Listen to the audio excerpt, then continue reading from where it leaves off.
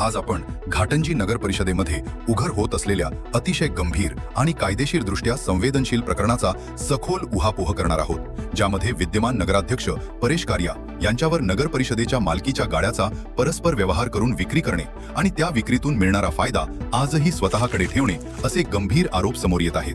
महाराष्ट्र नगर परिषदा नगरपंचायती व औद्योगिक नगरी अधिनियम 1965 नुसार नगर परिषदेची मालमत्ता ही सार्वजनिक मालमत्ता असून तिची विक्री, हस्तांतरण किंवा कोणत्याही प्रकारचा व्यवहार करण्यासाठी कलम 92 अंतर्गत राज्य शासनाची पूर्व परवानगी आणि 2/3 बहुमत आवश्यक असते. परंतु या प्रकरणात कोणतीही परवानगी न घेता गाडा स्वतःच्या नावावर असल्याप्रमाणे दाखवून नोटरीद्वारे फहीम अन्सारी यास विक्री केल्याचा आरोप आहे आणि ही विक्री सुमारे 33,50,000 रुपये रकमेवर झाल्याचे सांगितले जाते. अरे देवा, ये गडबड आहे बाबा. त्यामुळे हा व्यवहार कायदेशीर दृष्ट्या पूर्णपणे शून्य वॉइड ठरतो. विशेष म्हणजे हा फक्त एकदाचा व्यवहार नसून कंटिन्युइंग बेनिफिट म्हणजेच त्या व्यवहारातून मिळणारा आर्थिक किंवा इतर लाभ आजही सुरू असल्याने हा गुन्हा सतत चालू असलेला कंटिन्युइंग रॉंग मानला जाऊ शकतो, ज्यामुळे अपात्रतेची कारवाई कोणत्याही टप्प्यावर लागू शकते. याच संदर्भात सर्वोच्च न्यायालयातील रवी यशवंत भोईर विरुद्ध डिस्ट्रिक्ट कलेक्टर रायगड केसमध्ये स्पष्ट करण्यात आले आहे की सार्वजनिक पदावर असलेल्या व्यक्तीने पदाचा गैरवापर केल्यास आणि त्याचा परिणाम आजही सुरू असेल तर त्याच्यावर कारवाई करण्यास कोणतीही अडचण येत नाही. तसेच जनाबाई विरुद्ध ॲडिशनल कमिशनर केसमध्ये बेकायदेशीर ताबा आणि त्यातून मिळणारा सततचा फायदा हा अपात्रतेचा ठोस आधार मानण्यात आला आहे. आणि ज्योती शर्मा विरुद्ध स्टेट केस टेनेंट सेल इश्यूमध्ये न्यायालयाने स्पष्ट केले आहे की भाडेकरू हा कधीही मालक होऊ शकत नाही आणि त्याने केलेली विक्री ही शून्य व बेकायदेशीर असते. या सर्व कायदेशीर तत्वांच्या पार्श्वभूमीवर पाहता विद्यमान नगराध्यक्षांनी केलेली नोटरी विक्री ही केवळ नियमबाह्य नसून ती फसवणूक, विश्वासघात आणि सार्वजनिक संपत्तीचा गैरवापर या श्रेणीत मोडू शकते. पुढे कलम 55A नुसार अशा प्रकारच्या गैरवर्तनासाठी शासनाला नगराध्यक्षांना पदावरून हटवण्याचा अधिकार आहे आणि कलम 55B अंतर्गत त्यांना पुढील 6 वर्षांसाठी अपात्र घोषित केले जाऊ शकते. हीच मागणी येथील माजी उपनगराध्यक्ष शैलेश ठाकूर यांनी माननीय जिल्हाधिकारी यवतमाळ यांच्याकडे दाखल केलेल्या याचिकेत स्पष्टपणे केली आहे. त्याचप्रमाणे कलम 96 अंतर्गत नगर परिषदेच्या मालमत्तेमुळे झालेल्या आर्थिक नुकसानीसाठी संबंधित पदाधिकारीकडून वैयक्तिक नुकसान भरपाई वसूल केली जाऊ शकते. आज जिल्हाधिकारी माननीय विकास मीना यांच्याकडे मी एक याचिका दाखल केली आहे आणि या याचिकेद्वारे मी मागणी केली आहे की घाटंजी नगरपालिकेचे विद्यमान नगराध्यक्ष यांना तात्काळ बरखास्त करावे, त्यांना अपात्र घोषित करावे 6 वर्षासाठी. या नगराध्यक्षांनी त्यांच्या स्वतःच्या नावावर जो गाळा आहे इंदिरा चौकातला, तो गाळा तब्बल 33,50,000ला नोटरी करून विक्री करून दिलेला आहे. म्हणजे स्वतःच्या मालकीची संपत्ती समजून, वडिलोपार्जित संपत्ती समजून विक्री करून दिला आहे नोटरीद्वारे.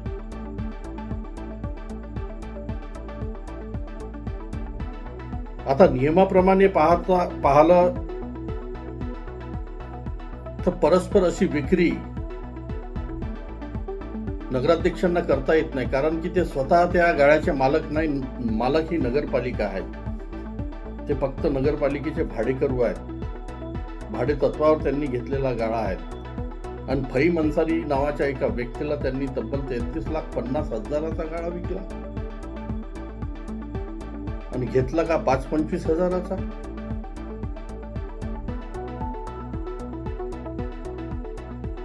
म्हणजे एवढा धडधडीत, याला भ्रष्टाचारच म्हणावा लागेल.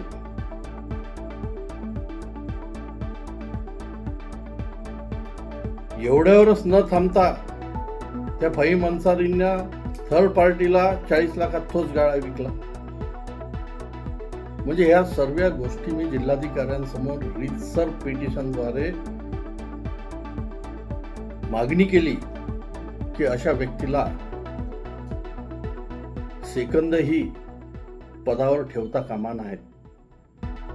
लोकशाहीची किती विटंबना आहे. असा अशिक्षित माणूस ज्याला लिहिता वाचता येत नाही, प्रशासनाचा ज्ञान नाही आहे. आज तुम्ही परिस्थिती पहा नगरपालिकेची कशी आहे. कोण सांभाळत आहे नगरपालिका? मुख्याधिकारी, तेथील कर्मचारी. कर्मचारी सर्व ठेकेदार बनले आहेत, कंत्राटदार बनले आहेत. सन्मानाने नागरिकांना तिथं वागणूक दिल्या जात नाहीये. माझा मुद्दा आहे नगराध्यक्षांच्या अपात्रतेच्या बाबतीत. शासनाने, मान्य जिल्हाधिकाऱ्यांनी या संदर्भात लवकरात लवकर पाऊल उचलून अशा व्यक्तीला अपात्र घोषित करावे 6 वर्षासाठी. कायद्यात तरतूदच आहे तशी. किमान 6 वर्ष असा माणूस, असा व्यक्ती अपात्र घोषित होऊ शकतो. बरं, इथंच नाही थांबला. याचा मोठा भाऊ आहे जितेंद्र गारिया म्हणून. नगरपालिकेच्या पुढे जे शॉपिंग कॉम्प्लेक्स आहे ते छोटे, स्वर्गीय विठूबापू चौधरी व्यापार संकुल, यातील गाळा क्रमांक 5 याच्या मोठ्या भावाने 15,000 रुपये महिन्याने पोट भाडे करून ठेवलेला आहे. इथं शहरात बेरोजगारांची संख्या अधिक आहे. लोकांना, विशेष करून युवकांना, सुशिक्षित युवकांना एखादा छोटा मोठा व्यवसाय टाकतो म्हटलं तर दुकानं नाहीत आणि असे लोक दुकानं घेऊन, म्हणजे नाममात्र रुपयांमध्ये संपत्ती, नगरपालिकेच्या गाळे घेऊन लाखो रुपयात त्याची विक्री करून नफा कमावणे, भाडे करून ठेवणे, अशा पद्धतीचं काम एकंदरीत या नगरपालिकेत आपणाला दिसून येईल. माझी आपल्या या चॅनलच्या माध्यमातून विनंती आहे की हा सर्व प्रकार आपण जनतेसमोर आणावा. आणि दुसरीकडे नगरपालिकेत नव्यानेच जे नगरसेवक निवडून आता गेले आहेत 2025 मध्ये, अनेक नगरसेवकांनी निवडणुकीचा हिशोब दिलेला नाही. त्या संदर्भातही मी वेगळी याचिका दाखल करणार आहे. म्हणजे निवडणूक आयोगाच्या डोळ्यात धूळ टाकण्याचं काम येथील किमान निम्मे नगरसेवक म्हणतो. आणि मी तथ्यहीन बिलकुल बोलत नाही, लक्षात कधीही असू द्या. तथ्य असल्याशिवाय मी पुढचं पाऊल टाकत नाही. आणि अनेक राजकीय पक्षाचे उमेदवार जे नगराध्यक्ष पदाच्या निवडणुका लढलेत, त्यापैकी एकही उमेदवार, म्हणजे मला वगळून बरं का, सर्व उमेदवार जे अध्यक्ष पदाच्या निवडणुका लढले यांनी सुद्धा निवडणूक आयोगाकडे आपला रीतसर निवडणूक खर्च दिलेला नाही. याचा तपशील मला RTIच्या माध्यमातून मला प्राप्त झालेला आहे. आणि लवकरच मी एक स्वतंत्र याचिका या संदर्भात दाखल करणार आहे. निवडून आलेले नगरसेवक तर अपात्र होईलच, परंतु निवडणुकीत नगराध्यक्ष पदाचे जे उमेदवार पराभूत झाले त्यांना सुद्धा निवडणूक आयोगाने भविष्यातील निवडणूक लढण्यास मज्जाव करावे. किमान 6 वर्षासाठी त्यांनाही अप्रत्यक्षरित्या अपात्र तर नाही म्हणू शकणार, या ठिकाणी शब्द नाही वापरू शकत, किमान भविष्यातील कुठलीही निवडणूक त्यांना लढता कामा नाही. कारण की याआधी मी एक अशी केस हँडल केली होती. स्वर्गीय विठ्ठलराव परचाळके जे उपनगराध्यक्ष होते नगरपालिकेचे, त्यांनी निवडणूक आयोगाकडे निवडणुकीचा खर्च दिला नाही आणि नगर परिषदेच्या निवडणुकीत त्यांनी पुनश्च आपलं नामांकन दाखल करताना मी त्यावेळेस आक्षेप घेतला आणि त्यांचा उमेदवारी अर्ज बाद झाला आणि त्यांना तब्बल 6 वर्ष निवडणूक लढण्यास निवडणूक आयोगाने मज्जाव केला होता. हेच सूत्र या ठिकाणी लागू व्हावं अशी मी निवडणूक आयोगाकडे लवकरच मागणी करणार आहे. धन्यवाद. तसेच कलम 16(1) आणि कलम 44 नुसार जर एखाद्या पदाधिकाऱ्याचा नगर परिषदेच्या मालमत्तेत थेट किंवा अप्रत्यक्ष हितसंबंध आढळला किंवा तो पदावर असताना स्वतःच्या फायद्यासाठी निर्णय घेत असेल तर त्याची अपात्रता निश्चित होते.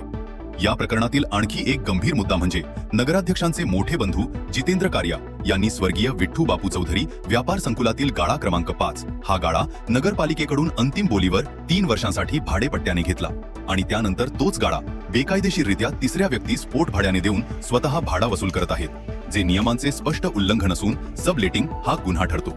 या दोन्ही घटनांवरून असे दिसते की केवळ एक व्यक्ती नव्हे तर संपूर्ण कुटुंबीय स्तरावर नगर परिषदेच्या मालमत्तेचा गैरवापर होत आहे, ज्यामुळे conflict of interest, abuse of position आणि फायनान्शियल लॉस हे तिन्ही घटक स्पष्टपणे सिद्ध होतात. एक तेरा, एक मेरा, दो तेरा, दो मेरा, तीन तेरा, बराबर.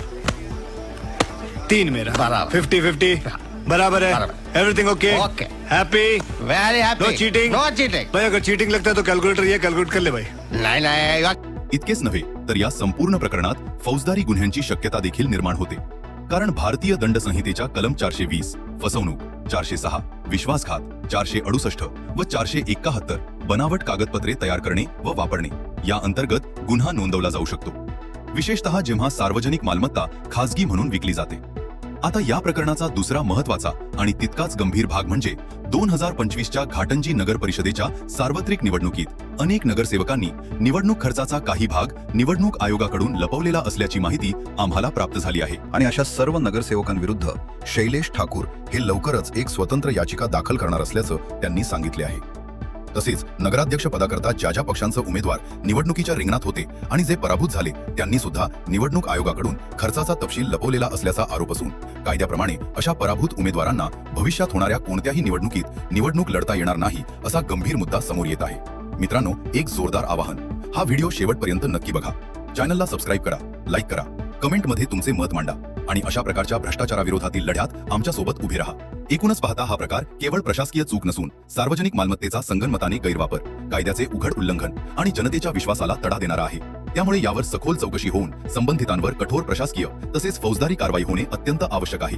यासोबतच आणखी एक अत्यंत गंभीर बाब समोर येत आहे की विद्यमान नगराध्यक्ष परेश कारिया हे सन 2011 ते 2016 या कालावधीत नगरसेवक होते आणि त्यानंतर जवळपास 4 वर्ष नगरपालिकेच्या निवडणुका झाल्या नाहीत. थेट सन 2025 मध्ये निवडणूक झाली आणि त्यात ते थेट नगराध्यक्षपदी निवडून आले. म्हणजेच एकूण पाहता 2 टर्म नगरसेवक राहिलेल्या या व्यक्तीने नगरसेवक असताना स्वतःच्या फायद्यासाठी कसा गैरवापर आणि कथित भ्रष्टाचार केला याचे हे उदाहरण असल्याचे बोलले जात आहे. जर नगरसेवक पदावर असताना इतक्या मोठ्या प्रमाणात गैरप्रकार घडू शकतात तर अध्यक्ष पदावर राहून ही व्यक्ती संपूर्ण नगरपालिका विकून टाकेल की काय, असा गंभीर प्रश्न आता जनमानसात उपस्थित होत आहे. 15,000 है ये मेरा और ये सोना मेरा. ये चोरी का माल है. तो अगर कहीं तू बाजार में बेचने चला गया फंस जाएगा. सोच, पॉइंट. तू मेरा दोस्त है इसलिए मैं तुझसे ये खरीद लेता हूँ, लेकिन 10,000 रुपए दूंगा. हाँ चल निकाल 10,000.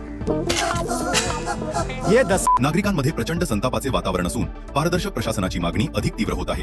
या सर्व घडामोडींमुळे स्थानिक पातळीवर राजकीय आणि प्रशासकीय हालचालींना वेग आला आहे. जबाबदारी निश्चित होऊन दोषींवर कठोर कारवाई व्हावी अशी सर्वसामान्यांची अपेक्षा आहे.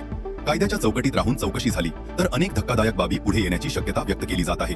त्यामुळे या प्रकरणाकडे संपूर्ण जिल्ह्याचे लक्ष लागलेले आहे. आता प्रशासन काय भूमिका घेते आणि पुढे कोणती कारवाई होते याकडे सर्वांचे लक्ष लागले आहे. या प्रकरणामुळे स्थानिक स्वराज्य संस्थांमध्ये पारदर्शकता आणि जबाबदारी याबाबत पुन्हा एकदा मोठी चर्चा सुरू झाली आहे. नागरिकांनीही सतर्क राहून अशा प्रकरणांवर आवाज उठवणे गरजेचे असल्याचे मत व्यक्त होत आहे. येणारे दिवस या प्रकरणासाठी निर्णायक ठरणार आहेत. आज करीत आहे एवढेच. भेटूया एका नवीन घडामोडींचा. तोपर्यंत मी आपली रजा घेतो. आपली काळजी घ्या. धन्यवाद.